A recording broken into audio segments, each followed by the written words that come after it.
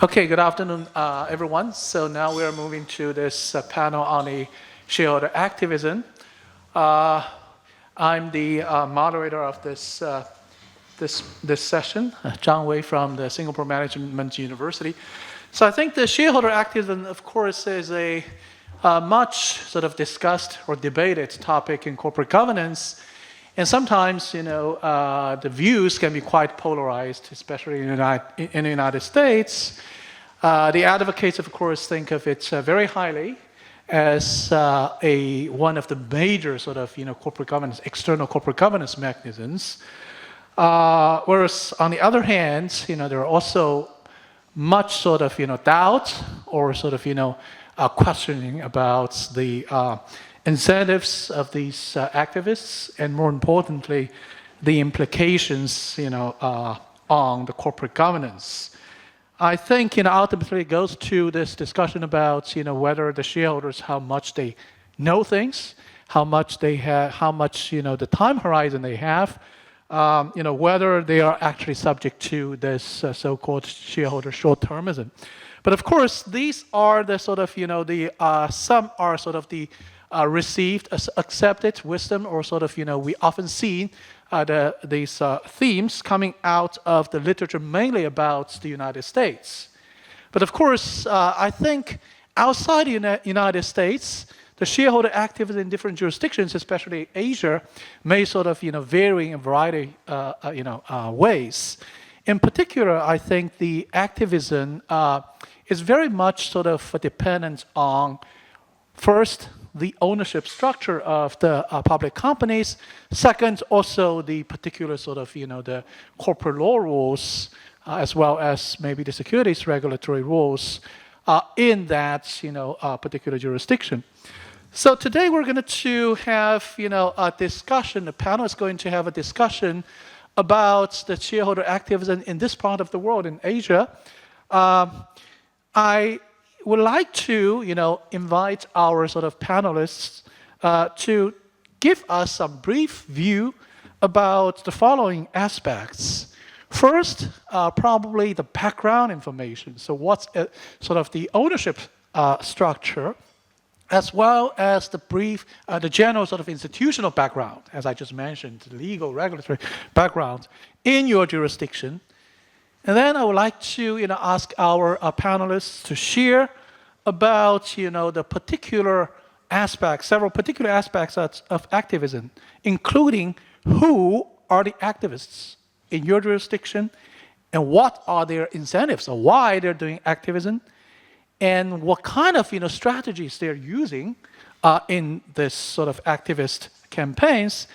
And also important, of course, is there any sort of impact observed, right, as a result of these activist campaigns? And also, we know the external influences on the activist sort of campaigns. One thing probably is the general political, influence, the political environment of the jurisdiction. Another, I think, also important aspect is, I think this also linked back to the ownership structure. So that is how much impact that the foreign institutional shareholders may have on, the activist, campaigns in your particular jurisdiction. Of course, I think I asked probably many questions to our panelists. I don't mean you have to answer all these, things, but I think these are sort of the general framework we're going to follow in this afternoon's, session. Now, let me just introduce our distinguished panelists. First, we have Professor Patanaporn Kaupatanakit from Chulalongkorn University. Of course, I think she will talk about Thai. And next is my colleague, Dan, Professor Dan Pochniak from Singapore. However, he's not going to talk about Singapore. He's going to talk about China. And I think he probably is the top expert at that in this room. So we really look forward to Dan's, very exciting discussion about shareholder activism in China. And then we have Professor Ida Hidefusa from Tokyo University. So he will share with us the activists' campaigns in Japan. And last but not least, Professor Rohan Akbar. He's going to share with us the activist campaigns in Indonesia. Without further ado, please, Professor Patanaporn. Okay, thank you. Hi, everyone. For Thai corporate governance, we have like corporate governance principle from Tom Yum Goong crisis maybe 20 years ago, and also we have have the stewardship in 2009. However, in my viewpoint, I think that the shareholder activism is kind of has low impact in our country.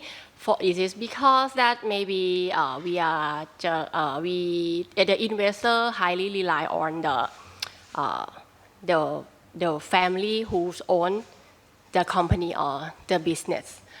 And for until from the 2009 that we have like in the I Court or stewardship in similar comparing to the stewardship or in the UK, I think we kind of like the institution investor is kind of passive, but we have like a joy. Provide the report from the institutional, but it's kind of not active from now on. However, I want to share the case in like over 3 years. The Thai capital market has faced challenges. During 2023-2024, some I heard that many listed companies in Thailand have delayed and default in their issue bond.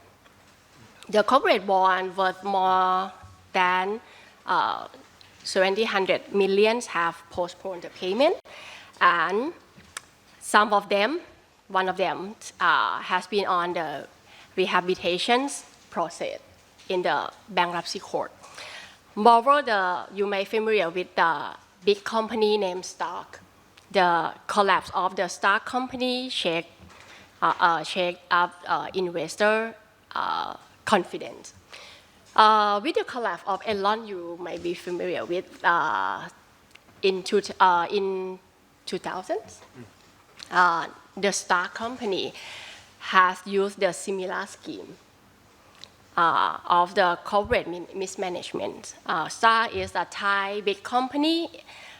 It's run the electric cable manufacturing industry. It's formed in 2019 through a backdoor listing, and it was listed in Set 100 index. It means that it's kind of successful company, right? But starting from failure to submit its financial statement, there was a sign showing that it's gonna default in its bond, and which was like $300 million, and it's turned out to be that it's involved the wrongdoing of company executive, leading by the president of the company. So there was like many fictitious sales, recycling of the proceeds to buy firm's own product. There was more than like 200 unusual sale transactions, and the inventory of the company were lost, which amount to like $50 million. It's result of the loss of 99% of the value of the company, and it was found to have a 45 financial statement. That's the big question for the management of the executive and the management.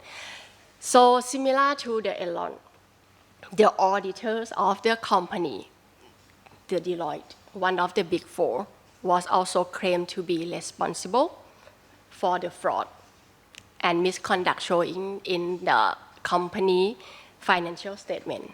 So now It is because that Deloitte certify a clean financial statement with our auditor notes or remarks to cautions the investor and other stakeholders. So the SEC and the other regulator, the DSI, claim and ask the Deloitte to be responsible for the misconduct of the executive of the company.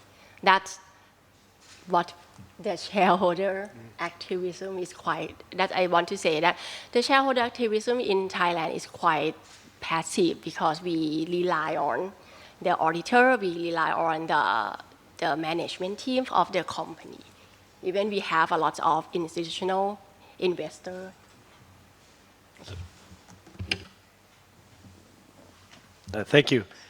So, I'm going to talk about China, which I think is quite maybe odd, but I think this is it tells you the value of the Asia Corporate Law Forum, which is, Wei was far too kind in saying I'm the expert in the room, because he is indeed the expert in this, and Zhou Chan from Joda is the other expert, and I was merely a student in this project. We presented, actually, if you recall, at the first Asia Corporate Law Forum, we presented a very early draft of the paper, and I don't even think the title was identical as to how it is now. But if I read the title, you'll understand how I became involved in this. The title is The Overlooked Reality of Shareholder Activism in China, Defying Western Expectations. I think I'm the Westerner, and my expectations were changed in all of this. And through this process, right, I think thanks to Chan and Wei's, Chan did massive amounts of collection, and the Joda students pulled together these facts, and Wei did the empirical analysis. But what I saw from the outside as a comparativist deeply interested in Asia was this really basic point. And we're delighted, our paper will be forthcoming in the Harvard Business Law Review in the next 6 months. The basic starting point, which I think is absolutely fascinating, and I didn't see this reported anywhere, at least in the English language literature, and my understanding is there wasn't even a big collection of it in the Chinese literature, is that shareholder activism not only exists in China, but since 2018, there has been a dramatic spike in it. And I'm happy to report that we got very great feedback at the last Asian Corporate Law Forum, and we tightened up our definition. It was super helpful to us. And even with this tightened definition, we found 156 cases, and we found this dramatic increase since 2018.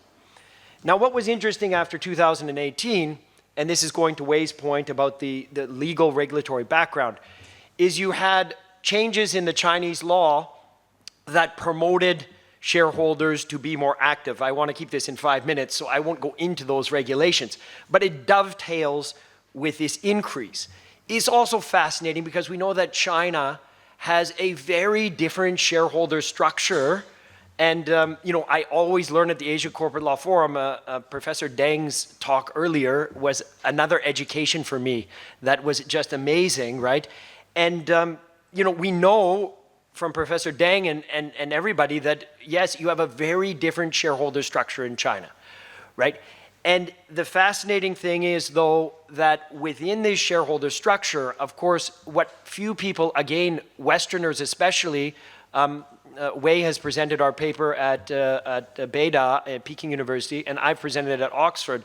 At Oxford, they were shocked to hear that if you read the black letter law in China, that many provisions are more shareholder friendly than even in the UK.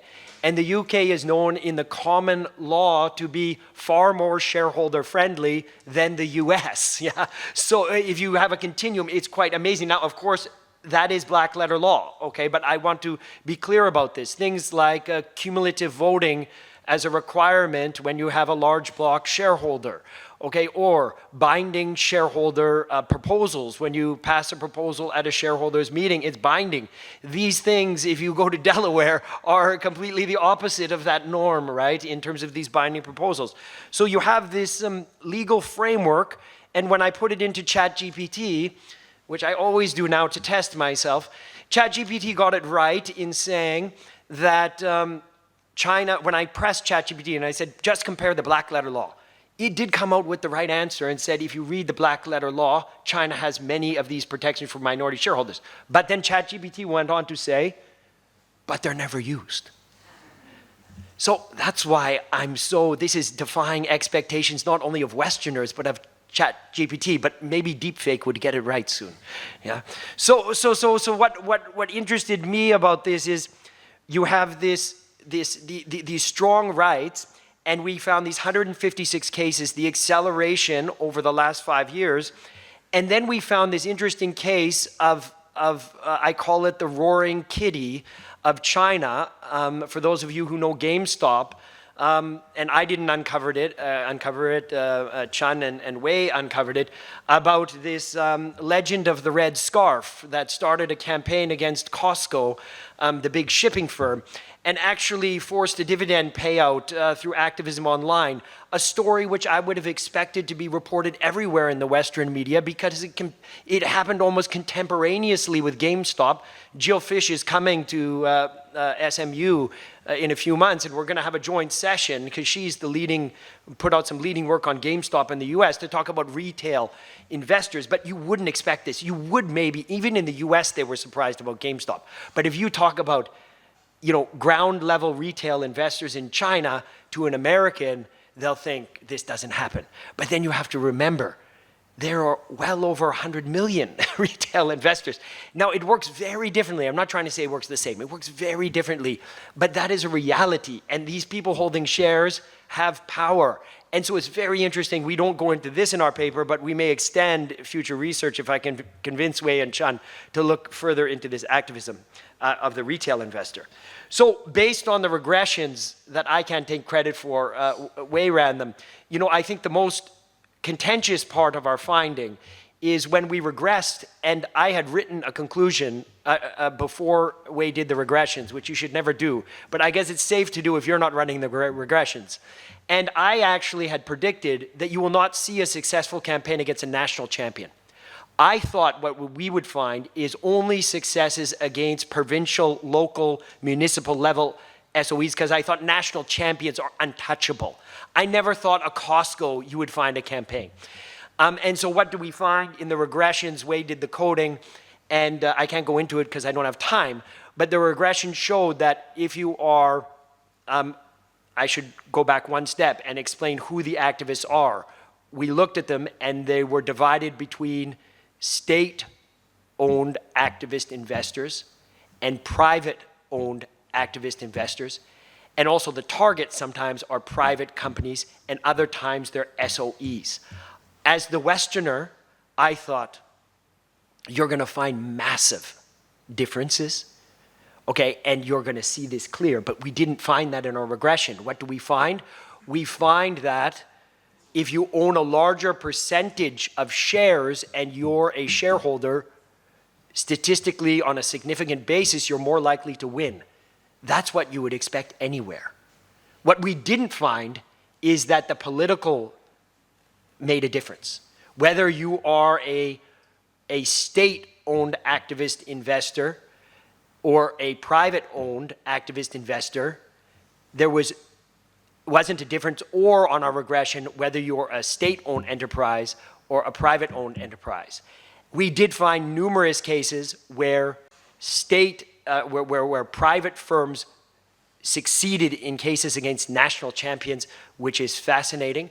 Okay, now, there was one missing area that empirical will never be able to uncover. What we didn't find a single case of was even one launched of a local activist, government activist shareholder against a national champion. There's no case there. So it doesn't fit into your empirics. But of course, we have to talk about this in the paper. Why don't we find that? Of course, the possibility is there is still a political hierarchy in China, and so maybe you don't see that case at all coming up, which in itself is a fascinating finding on its own. Then we go into case studies, and we found this. So I don't want to go too much longer, but just to say that we are not saying in this paper that activism does not involve politics. We're not saying at all that the Chinese Communist is not powerful. In fact, we're probably saying the opposite. We're saying that there is a level of sophistication in the Chinese system. Yes, there are definitely firms and cases that if you were to, and this is me speaking, not the paper, yeah, that I think there's a bubble. And there is a line where the politics would interfere with activism. But I think Westerners are focused on this part. But there is also a whole bunch of regular firms that hold AGMs where small shareholders, their shares are going down and they're upset. There's strong rights and they're upset. There are corporate lawyers in China. In these plain vanilla companies, we see that people get angry when share price goes down. They replace directors. They use their majority of minority power to block management decisions. And this is why you have DeepSeek. This is why you have BYD. This is why you don't need to put a 100% tariff on a Lada coming out of Russia. And, so in the end of the paper, I just say one line that I think sums up our views, which I think Wei and China were a bit taken aback when they first read it. I said in the USSR, they had no shareholder activism, and they regularly had shortages of toilet paper. I said in China, they have an abundance of both now. And this is because if you leave a space, at least, for this private activism, you will get some sort of interesting development. And I believe this is, a real activism. But of course, it's in a different institutional environment. And I think where we focus on is a place that other people haven't focused on. So that is the story of China. Thank you, Dan. Next, Professor Ida. Yeah, so I'm very happy to share the current Japanese situation on shareholder activism. Japan is sometimes called the second largest market for shareholder activism. So I have 3 or 4 points to be shared.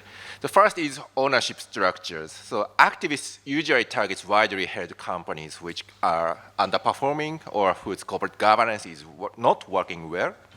And recently, dispersed ownership is common in Japanese listed companies. So only 15% of listed companies have a controlling shareholder. So 85% of listed companies have no controlling shareholders. And most shareholders are institutional investors. So the largest category of shareholders is foreign investors holding 32% of the value of the entire Tokyo Stock Exchange. And the second largest is financial institution with 28% holding. So, but please note that the ownership structure is different by company size. So the larger companies such as Toyota, or Honda, Sony, the larger companies attract institutional investors and more dispersed. But the small or medium-sized companies have fewer institutional investors and the ownership structure is more concentrated. The second is about the activist profiles, and activists acting in Japan is maybe both domestic and foreign hedge funds. And for example, about foreign hedge funds, so US-based, say, Elliott Investment Management is now targeting Tokyo Gas Corporation and proposing to sell the non-core business and sale of the real estate or some things. And for another example would be Third Point targeted Sony Corporation proposing to spin off its subsidiaries such as Sony Pictures and Sony Music Entertainment, but Sony rejected such a proposal, and Third Point sold Sony's shares several years ago. However, one can guess that Third Point get big financial return. So the Sony stock price in 2013, when Third Point first made intervention, was around 2,000 Japanese yen. But in 2020, when the Third Point sold their shares, it was around 8,000 yen. So That's a good one example. And also there would be another Hong Kong-based fund called Oasis Fund. It's attacking Kao Corporation very recently and proposed to elect directors who they want to send in. But its shareholder proposal failed. It did not gain support from other shareholders at the shareholders meeting held last week. And according to the report, their proposal received only around 20% affirmative vote, even though 40% of Kao's shareholders are foreign investors. So their failure is not due to, say, cross-shareholding or some kind of closed Japanese market matters, but their proposal did not appeal to other shareholders. The third thing I want to share is that there is two waves of Japanese activism. So the first wave is from 2000 to 2010. So activists targeted cash-rich companies focused on dividends or buybacks. So the success rate is, however, very low compared to the United States. And in the first wave, Japanese institutional investors did not support for such activism, and cross-shareholding is more than recent situation. So if activists want to get the real outcome of intervention, they must buy more shares and get de facto control. So typical successful strategy was that activists buy more than 1/3 shares and ask the target company to launch a self-tender offer. And activist intervention, in average or according to some empirical studies, such intervention increased stock price, but the fundamentals or corporate operational performance, such as ROE, did not improve after the activist intervention. But in the second wave states recently after introduction of stewardship code in 2014, and recent activist strategies include board nominations by activists, and so the recent activities are a little more sophisticated than before the first wave. Since 2014, due to the stewardship code and other corporate governance reform, cross-shareholding has reduced, and institutional investors have changed their voting strategies. So they start to vote for to the activist proposals if their proposals are reasonable. So we see in a very few cases where the activists win the proxy fight in real. But there are very few empirical studies on the second wave effects because it is too early to evaluate the effects of such interventions. The last point I want to share is that ESG activism is very rare in Japan. So activist campaign in Japan is mostly financially driven. So there are few cases of environmental activism. So if activists want to, or environmental activists want the company to disclose, for example, more detailed environmental information than required by the regulation, they must propose to change the articles of incorporation to include the provisions which mandate the directors to disclose such information. So under the Japanese Companies Act, which we can say Japanese Companies Act is very super friendly to the shareholders. But regarding on this point, the shareholders' proposal right is only available for a binding resolution of shareholders meeting. So shareholders have no proposal rights to make advisory vote of shareholders meeting. So this is why environmental shareholder activists have to make proposal to change the articles of incorporation. But they are not supported by other institutional investors because such proposals would limit the director's discretion too much, or because institutional investors do not support such proposals which aimed at social and political advocacy rather than from the perspective of shareholder value. Thank you. Thank you, Professor Ida. Rohan, please. Right. I guess you are saving the best for the last, Wei. Just kidding. Of course. Okay, thank you. It's very interesting to hear from other jurisdictions' perspective, yeah. But I guess I'd like to start by dividing it into two aspects when we are talking about activism. The first one is from the regulatory perspective, and the second one is from the shareholders' behavior themselves. In short, actually, Indonesia is pretty much like Thailand, yeah, where Pat earlier said that they are doing a passive activism, yeah? Indonesia is pretty much the same. But if you're talking about regulatory aspect, yeah, Dan knows really well, yeah, how our company law is pretty much driven by IMF, right? So actually we have a pretty good law or legal framework to cover the activism because it's influenced by the Western ideas. Yeah? So all the avenue that are needed by the shareholders to do activisms are there. Okay, it's put in place, like the typical minority rights to call for GMS, claim for buyback, litigate through a derivative lawsuit, and so on and so forth. They are all there. But unfortunately, like I said, for a couple of reasons that I would like to share with you guys, shareholders in Indonesia are not too keen to participate in activism. But it is not to say that shareholders' participation in the GMS are low. Yeah? It is very high, actually, with average of more than 80% shareholders attending the meeting in the GMS. But the questions raised is average only 1 or 2 questions in every meeting, you can imagine. So the empirical finding shows contrasting results between the participation and the activism themselves.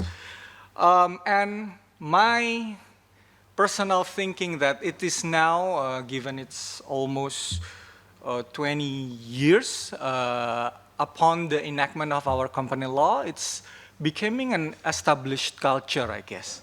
And now why we have this culture? At least in my observations, there are 3 reasons. The first one is the shareholding structure.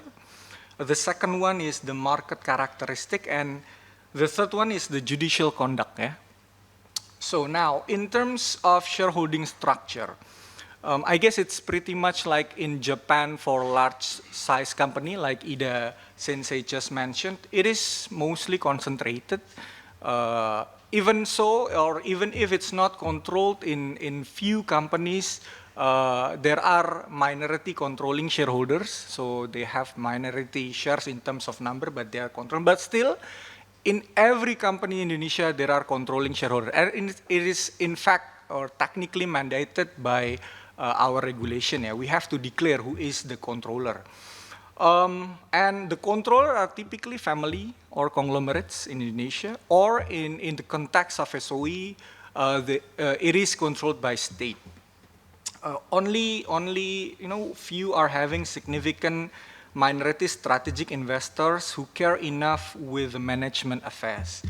So practically, they just easily follow and influenced by the controlling shareholders' decision. Even when there is aggressive minority speaking up at the meeting, they will just be simply outvoted. So, yeah, even I was once a lawyer and attended several GMS meetings.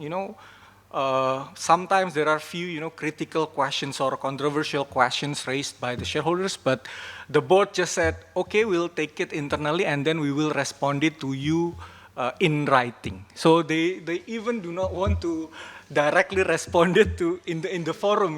That's well, because I was in the side of the company, so I have to admit that that's probably lawyers' advice in Indonesia, yeah? To avoid controversy. But now that I'm on the other side, I have to criticize this mechanic, I guess. And the second thing is the characteristic. Yeah. It is obvious to me, at least, yeah, Indonesian market participants, even there is a big institutional investors as fund, they are mostly just speculative traders, yeah, or we say it in Indonesia just a financial investors. not a strategic investor, who are, most of them, if not all, very risk averse, yeah, so to speak. For example, just a week ago, yeah, it's less than a week probably, you may see in the media that our Jakarta Composite Index just plunged down to -6 to 7%, while in the neighboring markets, they're just doing great. This is anomaly. What happened? And then I do a little research, yeah. It was indicated by few social or political issues, or I could say it as gossips, who are not confirmed.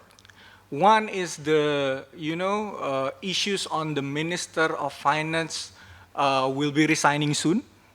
The second is the launching of our second sovereign wealth fund through the what we call as state budget efficiency, or very extreme state budget efficiency, and so many, political turmoil after the inauguration of the president. And what's really funny for me personally, yeah, or in the social media in Indonesia, how it's bounced back from minus to plus, from red to green. It's because our vice chairman of the house visiting the IDX, that's first. It's totally political movement, And the second, after our Minister of Finance make a press release that they are staying with the administration. And then not long after that, it's bounced back. It's going up again.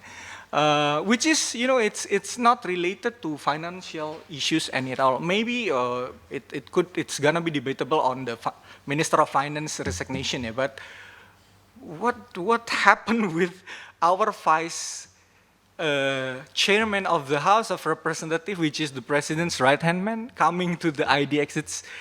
I've never seen it in any of stock exchange in the world. I don't know, maybe you've experienced, but not for me at least, yeah. So yeah, those social, political issues affect markets severely. Investors withdrawing the money, although the information might be inaccurate. So yeah, in conclusion, with respect to the market characteristic, it's really susceptible to the political and social issues. On top of those, like I said earlier, this is worsened by the unpredictability and inefficiency of the court proceedings when adjudicating corporate issues, the corruption practices, the prolonged hearing. It has been discouraging people to litigate. If we talk about derivative action as activism, for example, it is costly with unpredictable results. It's more to a power play or money game.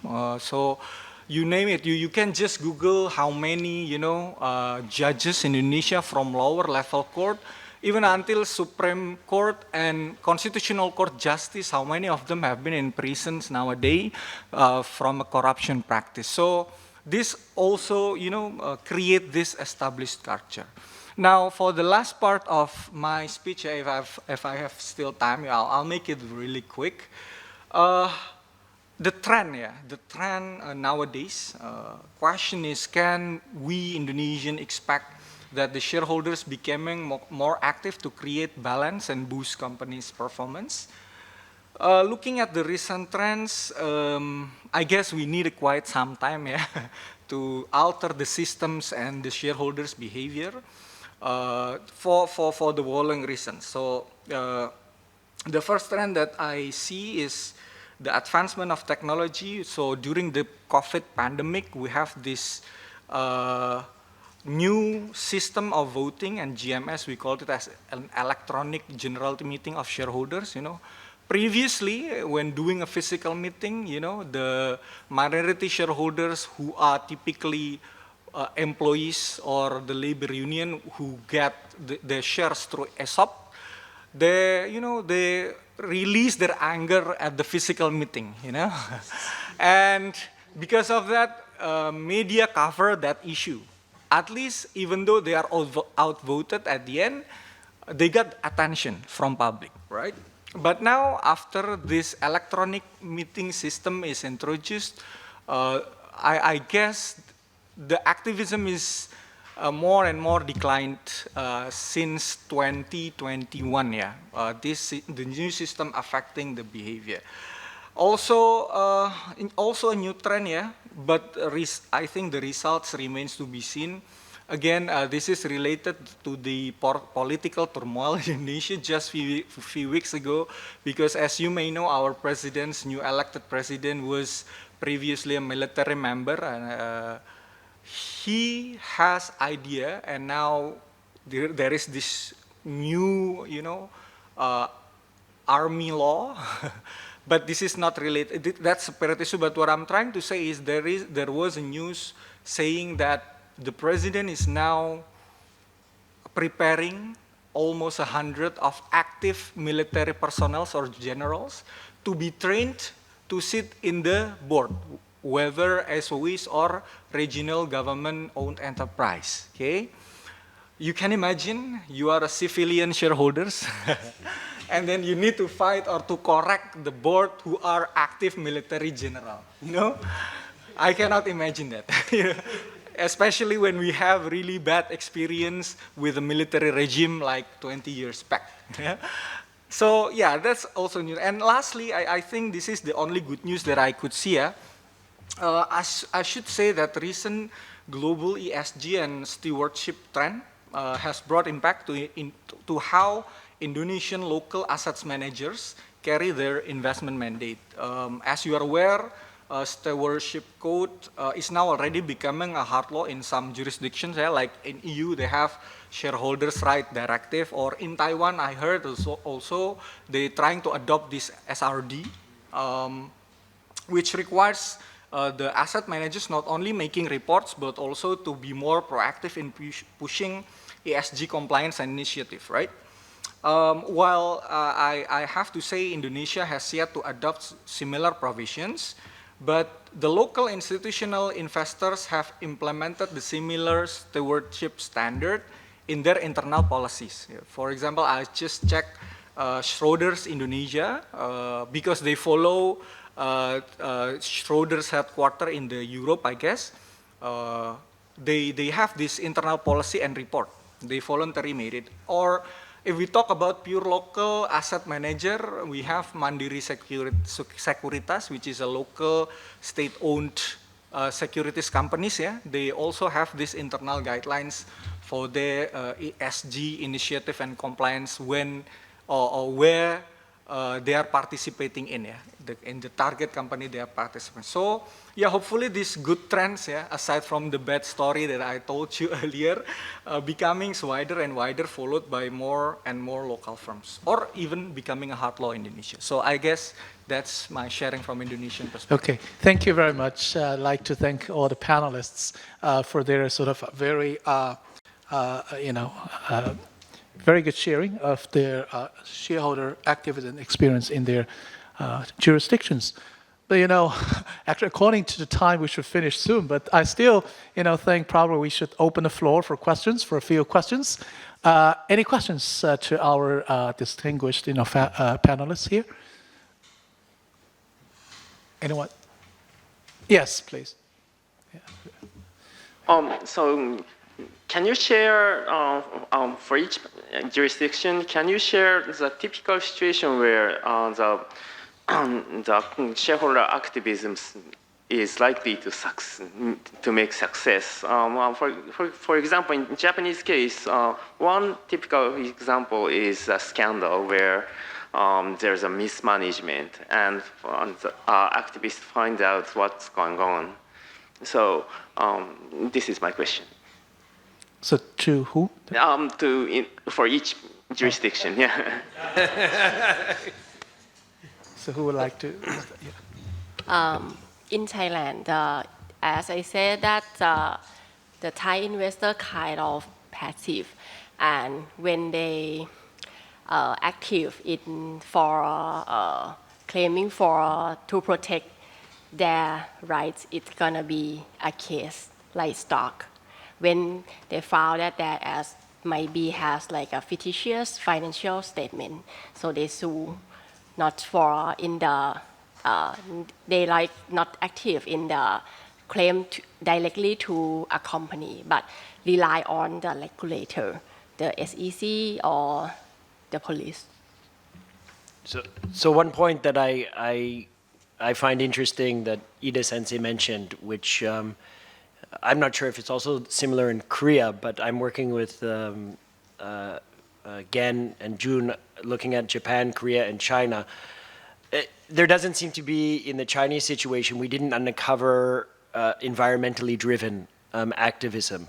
So most of it appears to be financial, and in terms of, in our 156 cases, what we found in terms of the largest number was people trying to propose a director to the board. The second greatest was a majority of minority blocking of management proposals. So these all seem to be things that are run by minority investors where they're concerned about mismanagement or shareholder value or blocking a related party transaction. So these sort of typical financial things that minority shareholders face, and they use their minority rights generally to protect against majority abuse. Again, not all succeed. The success rate overall was of 40-50%, so half fail, but a number, of course, around 40-50% succeed. Yeah. So, is there a difference between target activists being state-owned? No, so on those metrics, you mean different strategies depending there's no difference in the success rate, right? Yeah, so mostly overall, we saw no difference in the success rate. We did see more campaigns are brought in the total amount by private firms than state firms, but that's because if you look at the total number of firms, it roughly tracks the percentage of activist campaigns launched by private firms, matches their percentage of overall companies, right? So it's in proportion, in other words. So that is the interesting thing. There was no significant difference we could uncover either in strategy or anything else we tried to find between the state-owned activist shareholder and the private activist shareholder. Thank you. Maybe I just want to add a little bit, when you ask about the corporate scandals, then thanks to my friend in the back, Nathaniel, he reminded me on one phenomena that I might have missed, i.e. how the social media or virality might affect the activism, although not carried directly by the shareholders.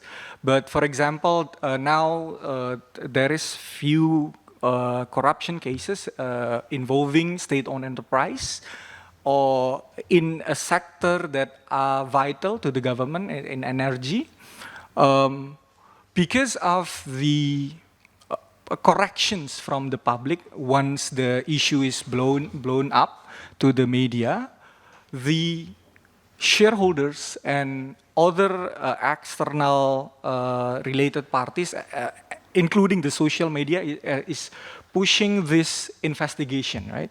For example, now Pertamina, Pertamina now is being investigated for corruption case because of there is the hashtag no viral, no justice in Indonesia, and the social media keep pushing this through. The board of Pertamina is now for a few times called by the House of Representatives, for example. And there is this nickel case, corruption of nickel, not nickel, timah. What is timah in tin? Tin in Indonesia. The board, the shareholders, and the involved parties in the case, because again, by the hashtag of no viral, no justice, in the social media pushing this through, from the decision of the court for this expected 200 trillion rupiahs corruption value. First, the lower level court only, punish the perpetrators by 6 years in prison. And then this goes the social media, and then now the Attorney General, pushing the indictment to the maximum sentence, and it's it gets the maximum penalty. Now, what I'm saying is, like we earlier said, that the externalities now is becoming a trend, yeah, a political influence, social media influence, especially in Indonesia is getting more vibrant and vibrant, although the shareholders themselves are keep silent, yeah, or keep passive, but the other is keep influencing. So that's it. Okay, thank you very much. Probably we can take one more question, if any. Yeah, oh. Please. Just a quick follow-up to Royhan. I was thinking when you said that once you went online to e-meetings, there was no, the activism went even down. If you look at other countries during COVID when they did virtual meetings, there was complaints and some activism on social media, and then your answer now is all about social media. I wonder, now that you're on the other side, you're an academic, I wonder if you can push the shareholder activism to piggyback onto these political social media campaigns you're talking about, because that's happened in other countries. Well, the thing with social media is we cannot actually control it, right? Which goes viral, which are not, right? So even though, even if certain shareholders or minority shareholders would like to piggyback to the social media power, I don't think it does not necessarily mean it will always be successful, okay? Because social media only attracts with the interesting issue. From the cases that I explained to you earlier, maybe this is because the cases like Pertamina and this tin case is related to the public interest, right? It's natural resources. So it attracts the social media, and then we can push it, to push the director to make amend and to be responsible. But I don't think we can do it unorganically, yeah. It's just so happen, you know. So yeah, maybe I hope that satisfies your question. Can I add something? Yeah. Yes, please. I think we need to have the next ACLF with the team stakeholder activism, not shareholders, stakeholders activism, because Indonesia is a good example where even the state doesn't successful, the people will go against and viral it in the social media. So there's something that is quite beyond repercussion, but it's quite effective. And now even people feels that if you want to push something, you go to the street, yes, but going to the social media is the best way. I just want to add on that note. Thank you. Thank you very much. Since the last question was delivered just to one panelist, probably we can just take one more question. Jennifer, please. Yeah, I'm interested in the collaborative aspect of the activism, and I've done some work with my colleague Tim Bowley, who is very interested in that. And I'm interested particularly in who initiates collaborative activism. And so, for example, you know, Elliott Management in Japan, how does Elliott Management know to go in there? Is it a local activist group that gets the ball rolling and then they go in after that? We've even heard that sometimes institutional investors will go to the hedge funds and say, we want cover, we want you to go in. So I just wonder whether any of that has come up in any of the jurisdictions. It's probably more Japan, obviously. And also the extent to which acting in concert, I know something that Dan's been writing about with Umakanth, to what extent that's a constraint in Asia on that sort of collaborative, collective activism. Who wants to respond? Dan? I can respond quickly. I guess on the acting in concert point, it's interesting in China because they just lowered the shareholder proposal right from 3% to 1%, which was just in the recent law. So you have, and you have very strong rights for proposals at meetings, and you can get that at a 1% level. So that's interesting, and but we haven't looked in the paper. It's interesting to think about further limitations with acting in concert, but if most of this is minority activism, then maybe that doesn't come into play as much. In terms of who's leading this, another interesting thing about China is none of this was driven by foreign so this is all domestic.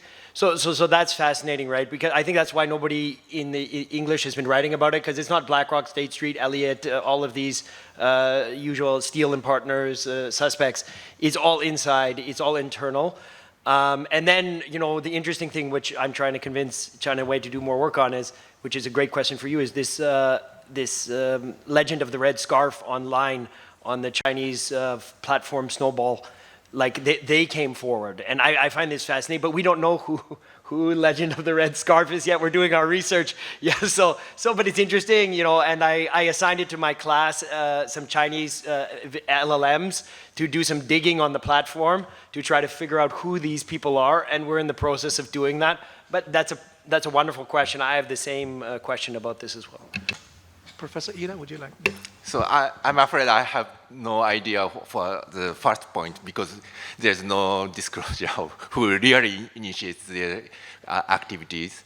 And regarding the second point, acting in concert concept is very, say, important in Japanese situation. And there are lots of collaborative activist campaigns, but the enforcement is kindly, say, very weak. So there is some violation by the, in real, there is collaboration of the, say, they are real, in real acting in concert, but the FSA or prosecution do not makes many sanctions to them. So recently, the Japanese financial securities regulation is going to change some strengthen the power of the FSA to make some assumption of whether or not they are acting in concert in real. But at the same, they pay much attention to so they are very careful not to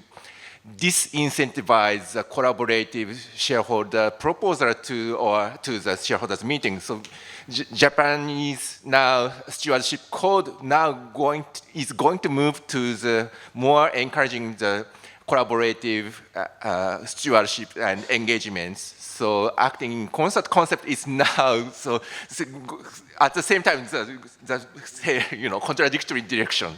That's my comment. Yeah, if there's one thing I can quickly add about China is, in our paper, actually, we didn't look at one type of activism which was launched by an institution. Actually, it's a branch of the regulatory, authority in China. It's called, it's called the Investor Protection, company. It's a company who holds 100 shares of every listed company in China, and they actually started to be active, and they of course, they have very small stake, but they try to gather the support from a variety of shareholders. I think that probably is one special type of collaborative activism, but we didn't look at this particular type in our paper, but maybe later we can just look into it in more details. Okay, in the interest of time, we have to end this session, but obviously we see there are a lot of interesting aspects of this shareholder activism in Asia, and so I started to wonder whether the shareholder activism itself is a right word for what we have seen in the various jurisdictions in this part of the world. But anyway, I think of course after this session, I think the conversations will go on. For those of us actually who are interested in this very topic. Thank you very much.